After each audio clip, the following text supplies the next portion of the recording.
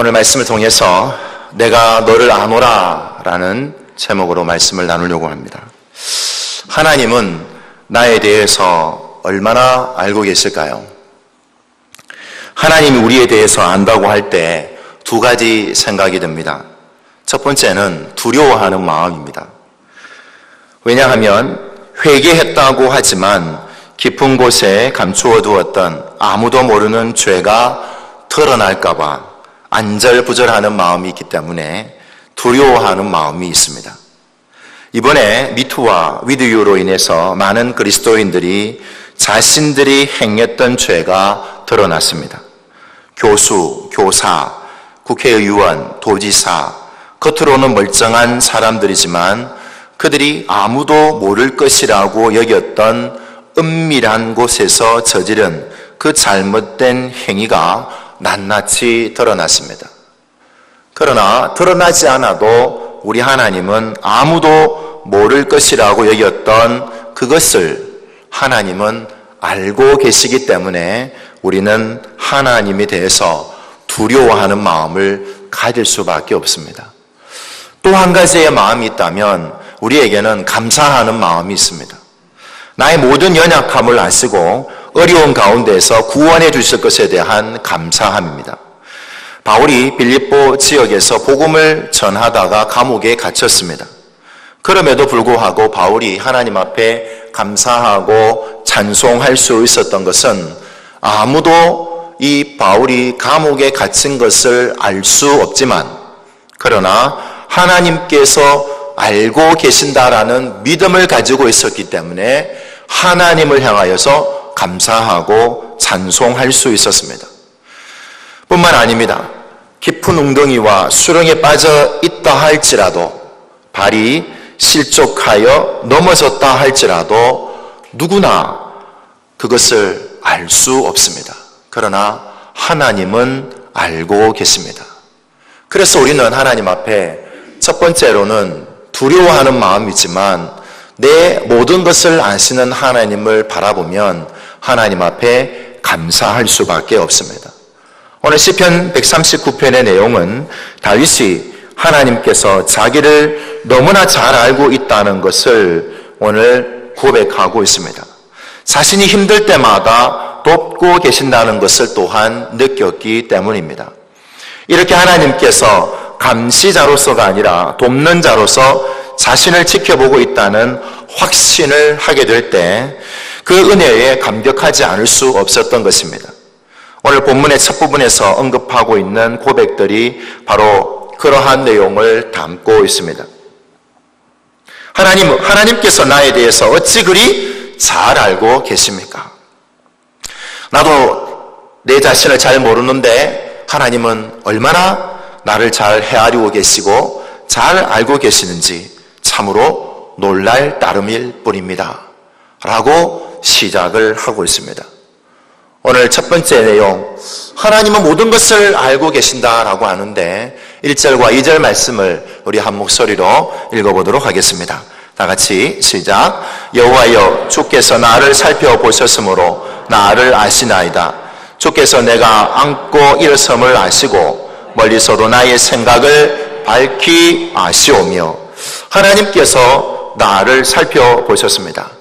개역 한글판에 보면 나를 감찰하시다라는 단어로 사용이 됩니다. 그러니까 살펴본다라는 내용이 감찰한다라는 뜻으로도 사용이 된 거죠. 의도적으로 집중해서 자세히 살펴보는 행위입니다. 그렇다고 하나님께서 무엇을 알기 위해서 별도의 노력이 필요하다는 것은 아닙니다. 하나님께서 이 다윗을 향하신 지대한 관심과 특별한 애정을 표현한 것입니다. 나에 대해서 집중해서 자세히 살펴오고 아시는 하나님이라고 고백하고 있는 거죠. 2절도 마찬가지입니다. 앉고 일어서는 것도 아시고 멀리서도 하나님은 알고 계신다라고 그렇게 고백을 하고 있습니다. 겉으로 드러나는 것뿐만 아니라 그 행동 안에 담겨있는 사람의 모든 생각을 다 알고 계시는 것이 바로 하나님이신 줄로 믿습니다. 우리는 가장 절친하다고 생각하는 사람과 함께 있으면서도요, 그 사람이 왜 안고 일어서는지, 왜 얼굴을 찡그리고 있는지, 왜 웃는지 알지 못합니다. 자신이 낳은 자녀라 할지라도 저는 요즘에 자녀를 보니까, 내 자녀를 살펴보니까 다 알 것 같은데 그렇지 않더라는 것을 깨달았습니다. 모르겠어요. 도대체 무슨 생각을 하고 있는지. 대학을 보내놨는데 얼굴 보기가 힘듭니다. 아침에 나갔다가 저녁 늦게 들어옵니다. 얼굴 보기가 힘들어요. 무슨 생각을 하는지 잘 몰라요. 저희 부모님도 마찬가지입니다. 나를 낳아주셨지만 나를 낳아주신 부모님의 사정조차도 잘 모를 때가 있습니다. 그러나 하나님은 그렇지 않습니다. 모든 내면을 살펴보시는 하나님께서는 멀리 계시는 것 같지만 우리 모든 내면을 통찰하고 계시는 하나님이십니다. 우리의 소원을 아시고 우리의 아픔과 슬픔을 알고 계십니다. 이 세상 사람 어느 누구도 알아주지 않지만 나의 하나님은 내 모든 것을 알고 계십니다. 내가 서 있는지 앉아 있는지, 내 상태가 어떤지 다른 사람은 모르겠지만, 내 가족은 모르겠지만, 내 가까이에 있는 사람은 모르겠지만 나를 사랑하시고 나에게 생명 주신 하나님은 알고 계신다라고 오늘 다윗은 고백하고 있습니다. 내 감정의 억울함과 슬픔을 알아주시는 하나님이시라고 고백을 하고 있는 것입니다. 어디 그뿐이겠습니까? 우리는 장래에 대한 걱정거리가 참 많잖아요. 우리 3절 말씀을 한번 읽어볼까요? 3절 말씀 시작. 나의 모든 길과 내가 눕는 것을 살펴보셨으므로 나의 모든 행위를 익히 아시오니. 내가 가야 할 모든 길을 하나님은 알고 계십니다. 여러분, 내가 가야 할 모든 길 중에 내가 좋은 길을 선택하고 싶잖아요. 사실 형통한 길을 선택하고 싶은 것이 우리의 심정입니다. 그런데요, 하나님은 내가 어떤 길을 선택할지라도 하나님은 그 길 가운데에 인도하시는 하나님이신 줄로 믿습니다. 나는 잘 몰라요. 그러나 하나님은 그곳에서도 하나님이 어떻게 될 것인지조차도 하나님은 알고 계십니다. 내가 누워있는 것인지 아니면 어떤 상태에 있는지를 하나님은 알고 계신다라는 겁니다. 여러분, 장래에 대해서 알고 싶잖아요. 여러분, 신문 펼쳐보면 여러분 자동적으로 눈이 가는 곳이 한 군데가 있습니다. 어디로 갑니까? 주로 저는 70년 개띠인데요, 이렇게 신문을 따가 보니까 오늘 하루의 운수가 어떤지, 이렇게 눈이 이렇게 안 돌아가야 되는데 내면 속에서는 내가 그래도 목사인데 보면 안 되지. 그러면서 눈이 돌아가려고 할 때 얼른 이 신문을 덮어야 되는데, 여러분들은 그렇습니까? 아니죠. 이 정도쯤이야 뭐 재미로 보는데 어때? 뭐 그럴 때가 많습니다. 여러분, 인생은 우리의 보이지 않는 미래가 있지만 그것조차라도 하나님이 아시는 줄로 믿습니다. 오늘 성경에서 다윗이 그렇게 고백하지 않습니까? 나의 모든 길과 내가 눕는 것을 하나님께서는요 살펴보신다는 거예요. 나의 모든 행위를 익히 아신다라는 것입니다. 그런데 여기서 3절에 나와 있는 살펴본다라는 단어와 1절에 나와 있는 살펴본다라는 단어의 뜻이 조금은 다르게 나타납니다. 그래서 3절에 나와 있는 살펴본다라는 것은 뭐냐 하면, 농사하는 농부가 알곡과 가라지를 분별하는 취지를 하는 것과 같이 분별하다 혹은 분석하다라는 뜻으로 다윗의 모든 행동의 진위를 하나하나 정확하게 파악하고 있다는 겁니다. 그래서 분별하고 계심을 묘사한 것입니다. 한마디로 얘기하면 하나님이 환히 알고 계신다라는 거죠. 나는 이 길로 갈까 저 길로 갈까 고민할 때 고민하지 마십시오. 하나님을 의지하시고 하나님을 믿고 훤히 아시는 하나님 앞에 모든 것을 맡기고 어떤 길이든지 선택하시면 하나님께서 그 길을 반드시 함께 하실 줄로 믿습니다. 그러므로 우리는요, 어떻게 해야만 합니까? 우리는 우리의 모든 것을 아시는 이 하나님 앞에 우리는 3절 말씀해 보니까 모든 행위를 익히 아신다고 하는데, 이 익히 안다는 것은 자로 잰다라는 뜻을 가지고 있습니다. 주님께서 정확하게 아시는데요, 모든 행위를 자로 재듯이 정확하게 알고 계신다라는 겁니다. 생소한 것을 처음 접해서 아는 것이 아니라 많은 반복과 접촉을 통해서 익숙해졌다라는 것입니다. 그래서 친밀하게 알고 있는 것처럼 하나님께서 이 다윗의 삶의 모든 영역 가운데에 알고 계신다라는 것입니다. 이 다윗을 알듯이 우리도 익히 아시는 하나님이신 줄로 믿습니다. 그러므로 우리는 4절 말씀에 우리 한번 읽어보도록 하겠습니다. 다 같이 시작. 여호와여, 내 혀의 말을 알지 못하시는 것이 하나도 없으시니이다. 우리들은 이 모든 것을 알고 계시는 하나님 앞에 무엇을 조심해야 되느냐 하면 바로 말과 행위에 대해서 조심해야 한다라고 4절에는 기록을 하고 있습니다. 내가 하는 모든 말을 하나님께서는 알고 계십니다. 내가 하는 기도의 모든 소리를 들으시는 하나님이시라는 거죠. 하나님께서 나의 기도를 소리를 들으실 뿐만 아니라 내가 하고 있는 모든 말들을 다 듣고 계십니다. 그래서 내가 하는 말 중에 하나님 감사합니다 라는 말이 더 나을 것 같아요. 하나님 정말 이렇게 해주셔서 정말 감사합니다, 하나님을 찬양합니다 라는 말이 정말 좋을 것 같아요. 그런데 우리의 습관적으로 하는 말들이 있습니다. 조금 마음에 안 들면 어떻습니까? 그죠? 욕을 할 때가 많습니다. 그래서 18이 어떻고 신발끈이 어떻고 또 여러 가지 욕들을 많이 하잖아요. 네. 그리고는 또 뭐라고 얘기합니까? 말로 담을 수 없는 욕들을 많이 합니다. 하나님께서 그 모든 것을 들으십니다. 저주하는 소리도 들으십니다. 짜증나는 소리도 들으십니다.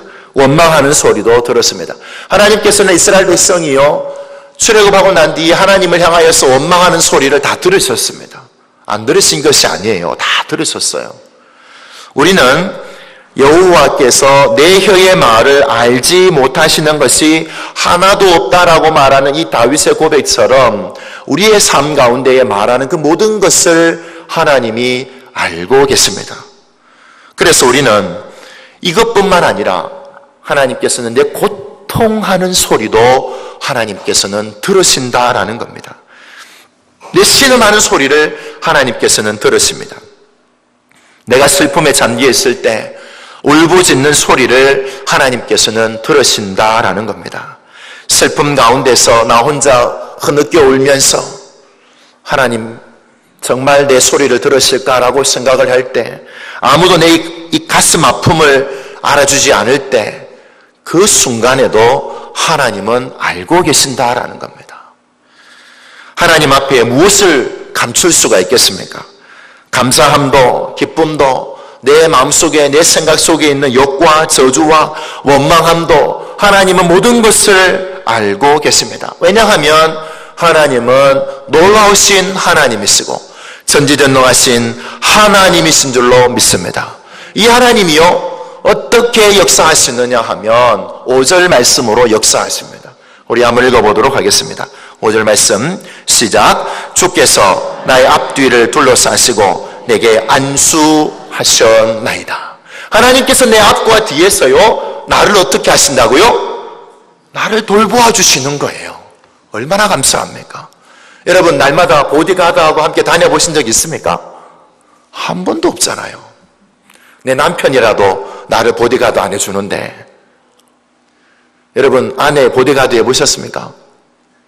찾길을 걸어 다닐 때 차가 다니는 길은 내가 서고, 그죠? 좀 안전한 곳에 아내를 이렇게 해보셨습니까? 아, 예, 우리 집사님 해보셨다고 당당하게 말씀해 주셨습니다. 하나님은 내 앞과 내 뒤에서 나를 지켜보고 계시고 둘러싸 계십니다. 왜냐하면 나를 보호하시기 위해서.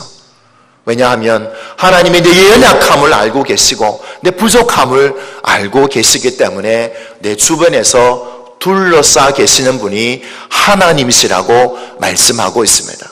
뿐만 아닙니다. 하나님께서요, 안수한다라는 뜻은 무엇을 의미합니까? 손을 올려주신다라는 거잖아요. 여러분, 내 머리에 손을 올려주시는 것만큼 큰 축복이 어디 있습니까? 하나님께서 내 머리에 손을 올려주셔서 하나님께서 저주하시겠습니까? 그렇지 않습니다. 하나님께서는 우리를 향하여서 항상 축복해 주시고 사랑해 주시고 내가 너와 함께 하신다라고 말씀해 주시는 하나님이신 줄로 믿습니다. 얼마나 감사한지 몰라요. 하나님께서는 모든 것을 아실 뿐만 아니라 내 앞뒤에서 내 머리에 손을 올려주셔서 하나님께서는 내 부족함들을 채우시는 하나님이시라고 오늘 다윗은 고백하고 있습니다.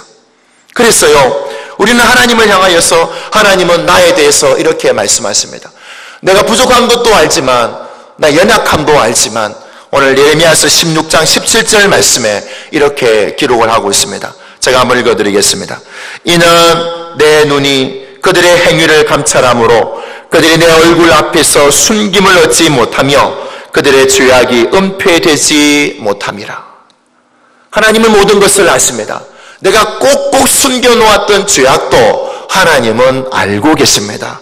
그러므로 우리는요, 하나님 앞에 회개함으로 나아가야만 합니다. 하나님은 감찰하시는 하나님이다. 모든 것을 알고 계십니다. 하나도 숨길 것이 없습니다. 하나님께 그저 모든 것을 내려놓고 나아가기만 하면 됩니다. 시편 121편 5절 6절 말씀입니다. 제가 한번 읽어드리겠습니다. 여호와는 너를 지키시는 이시라. 여호와께서 내 오른쪽에서 내 그늘이 되시나니 낮의 해가 너를 상하게 하지 아니하며 밤의 달도 너를 해치지 아니하리로다. 아멘. 하나님께서는 우리의 죄를 다 아실 뿐만 아니라 하나님이 나의 연약함을 아셔서 지키시는 하나님이라고 오늘 시편에 기록을 하고 있습니다. 나를 모든 것을 아시는 하나님께서는 내 죄도 아시지만 내 연약함을 아십니다. 그래서 하나님께서 나를 지켜주시고 나를 안위해 주시고 하나님의 오른손으로 나를 붙들어 주시는 하나님이심을 고백을 하고 있습니다. 나를 알고 계시는 하나님께서 분명히 이렇게 우리의 인생 가운데도 역사하시는 나를 아시는 하나님이신 줄로 믿습니다. 그런데도 하나님을 피해서 도망 다니고 있는 오늘 다윗의 모습을 보게 됩니다. 7절 말씀을 한번 읽어보겠습니다. 다 같이 7절 말씀 시작. 내가 주의 영을 떠나 어디로 가며 주의 앞에서 어디로, 무슨 이유인지는 모르겠지만 다윗은 지금 하나님 앞에서 피하려고 애를 쓰고 있습니다. 정확한 내용은 알지 못합니다. 그러나 이렇게 한번 생각을 해보았습니다. 하나님께서 나를 부르셨는데 그 부르심 앞에 내가 순종할 수 없어서 피하려고 하는 마음은 아닐까라는 생각을 해보았습니다. 그래서 한 인물이 떠올랐습니다. 누가 있느냐 하고 살펴보니까 요나를 살펴보았습니다. 요나는 하나님 앞에서 부름을 받아서 니느웨이로 가야만 했습니다. 하나님의 부르심을 순종해야 되는데 요나는 이 부르심 앞에 피해서 그리고 다시스로 가는 배를 탔습니다. 그 배에서 풍랑이 일어나 그 배에서 던져짐을 당하였습니다. 나를 바다에 던지라고 요나는 그렇게 얘기했습니다. 그래서 바다에 빠뜨려져서 죽게 되었지만 큰 물고기 뱃속에 들어가 3일 밤낮을 있게 됩니다. 요나는 그곳에서 하나님이 계시는 것을 경험합니다. 그래서 요나 2장 6절에 이렇게 하나님을 향하여서 고백을 합니다. 우리 한번 찾아볼까요? 요나 2장 6절 말씀입니다. 페이지로 따져보면 약 1288쪽입니다. 한번 찾아보겠습니다. 2장 6절 말씀.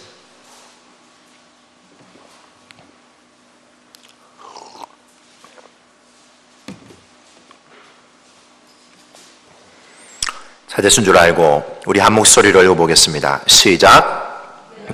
뿌리까지 내려가 싸우며 땅이 그 빗장으로 나를 오래도록 막아 싸우나 나의 하나님 여호와여 주께서 내 생명을 구덩이에서 건지셨나이다. 요나는 물고기 뱃속에서 과연 하나님이 계실까? 라고 생각을 했지만 그 물고기 뱃속에서도 하나님이 계심을 인정할 수밖에 없었습니다. 그래서 물속에 빠지면은 정말 죽을 만큼 가기 싫었던 니느웨였지만 하나님께서는 물고기 뱃속에 집어넣고 그곳에서 하나님은 만나 주셨습니다. 피할 곳이라는 것은 물고기 뱃속이라도 피하지 못합니다. 요나는 그곳에서 나의 하나님 여호와여 주께서 내 생명을 구덩이에서 건지셨나이다. 하나님 앞에 고백하고 있는 요나의 모습을 살펴보게 됩니다. 하나님을 피할 수 없습니다. 왜냐하면 하나님이 계시지 않는 곳이 그 어느 곳도 없기 때문입니다. 하나님은 어느 곳이든지 다 계십니다. 그래서 8절 말씀에 이렇게 말씀하고 있습니다. 우리 8절 말씀을 읽어보도록 하겠습니다. 시작. 내가 하늘에 올라갈지라도 거기 계시며 소홀에 내 자리를 펼지라도 거기 계시니이다. 하늘에 올라가더라도 거기에 하나님이 계십니다. 에베레스트 산이라든지 안나푸르나 산이라든지 K2 산이라든지 하물며 우리가 비행기를 타서라도 비행기 속에서도 하나님이 계신다 라고 다윗은 고백하고 있는 것입니다. 하나님이 계시지 않는 곳이 없어요. 수월이라도 지옥불이라도 그곳에는 하나님이 통치하는 곳이라고 고백을 하고 있는 것입니다. 수월에 내 자리를 펼지라도 거기 계신다라는 것입니다. 내가 지금 있는 곳이 정말 지옥과 같은 곳이라면 미투 운동이나 성추행과 그리고 성폭력으로 인해서 어려움을 당하였던 수많은 여인들이 그 순간이 정말 죽을 것 같은 순간이라고 고백을 하는 내용들이 많이 볼 수 있습니다. 그렇다 할지라도 하나님 앞에 의지하고 나아가는 순간이 되기를 소망합니다. 왜냐하면 하나님은 그곳에서도 지켜보고 계시는 하나님이신 줄로 믿습니다. 그곳에 계시는 하나님, 하나님께서는 수월에도 계시고 하늘에도 계시고 그곳에도 하나님이 계시다는 것을 기억하며 포기하지 마시고 하나님만 바라볼 수 있는 삶이 되시기를 소망합니다. 9절 말씀입니다. 우리 9절 말씀에도 보니까 바다 끝에 가서 거주할지라도 그곳에 하나님이 계시다라는 겁니다. 아프리카도 혹은 남미도 북극도 남극도 하나님이 계시지 않는 곳이 없습니다. 식인종이 살고 있는 밀림이라 할지라도 하나님이 계신다라는 겁니다. 그래서 여러분 참끝이라는 영화를 한번 보신 적이 있을 겁니다. 그래서 그곳에 가서 선교사가 경비행기를 타고 가서 내려가지고 복음을 전하기 위해서 성경을 들고 예수 그리스도를 믿으십시오라고 말하기도 이전에 밀림에 살고 있는 그 종족들이 창을 던져서 그 선교사를 단번에 죽여버렸습니다. 그렇다 할지라도 그곳에는 하나님이 계시는 줄로 믿습니다. 하나님이 그곳에도 계세요. 그래서 남편을 잃었던 아내나 그리고 자녀들이 그 선교지를 향하여서 다시 비행기를 타고 그곳으로 갈 수밖에 없는 것은 그곳에도 하나님이 계시기 때문에 가능한 것입니다. 오늘 말씀을 통하여서 하나님께서 계시기만 하고 아무것도 하지 않는 것이 아닙니다. 하나님은 우리에게 더 많이 우리 가운데에 역사하시는 하나님이심을 우리가 굳게 믿고 있습니다. 그래서요 10절 말씀에 이런 고백을 할 수밖에 없습니다. 우리 10절 말씀 읽어보겠습니다. 다 같이 시작. 거기서도 주의 손이 나를 인도하시며 주의 오른손이 나를 붙드시는 이시라. 하나님은 그곳에서 나를 붙들어 주시고 나를 인도하시는 하나님이시라고 고백할 수밖에 없습니다. 왜냐하면 하나님은 전지전능하신 하나님이십니다. 어느 곳이든지 계시고 사랑하는 자녀에게 무서움의 대상이 아니라 인도하는 하나님이십니다. 하나님이 오른손으로 나를 붙들어 주십니다. 이 하나님 붙잡아서 하나님께서 그냥 아무렇게나 하는 것이 아닙니다. 나를 붙드시는 것은 하나님께서 나에게 힘을 주시기 위함입니다. 내가 넘어지지 않도록 하나님께서는 붙들어 주시는 것입니다.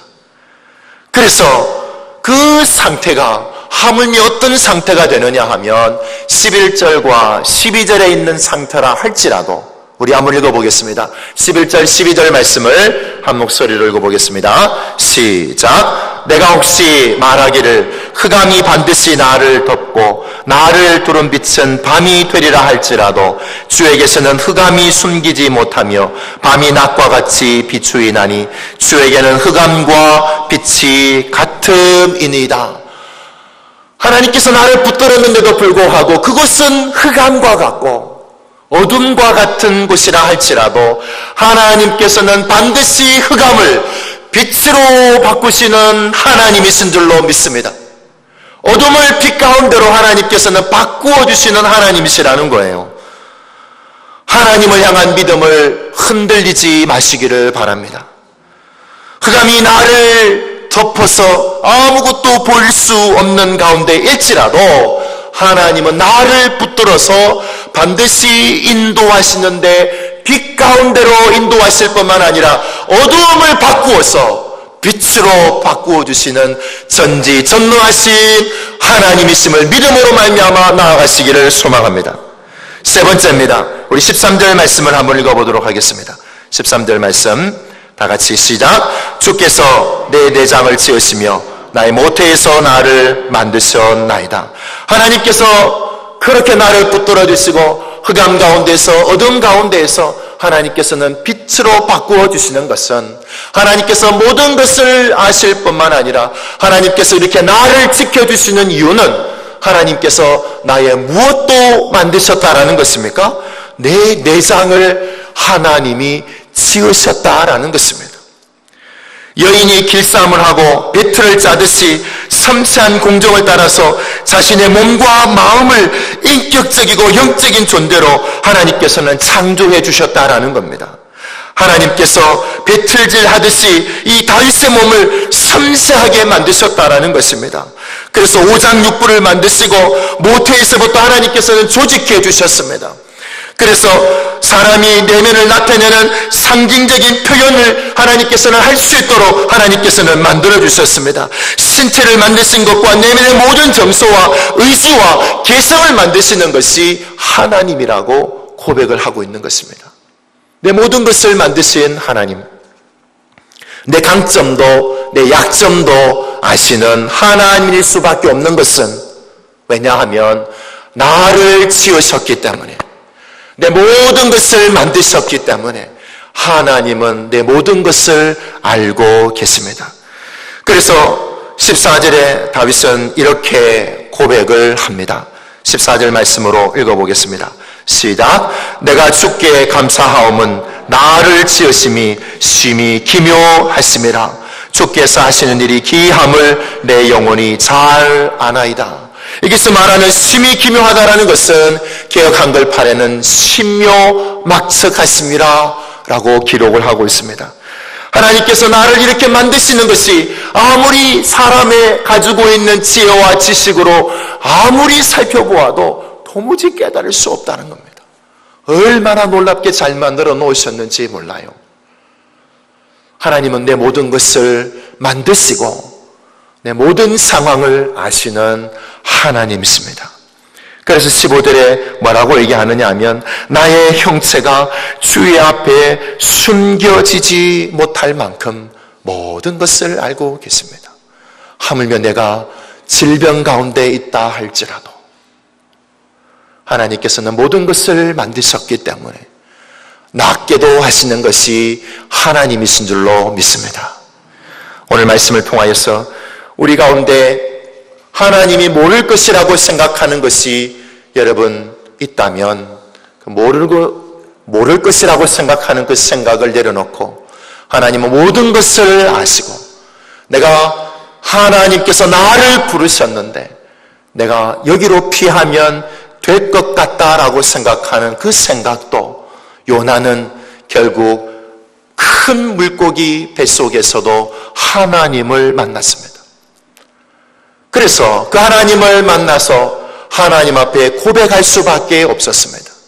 이 하나님을 우리도, 이 땅을 살아가는 우리도 하나님을 만나고 피할 수 없는 하나님을 인정하며 살아갈 수 있는 삶이 되시기를 소망합니다. 그래서요, 우리는 하나님 앞에 당당하게 서서 하나님의 모든 것을 알고 계심을 인정하며 하나님 앞에 설 수 있는 저와 여러분들의 삶이 되시기를 간절히 소망합니다. 기도하겠습니다. 하나님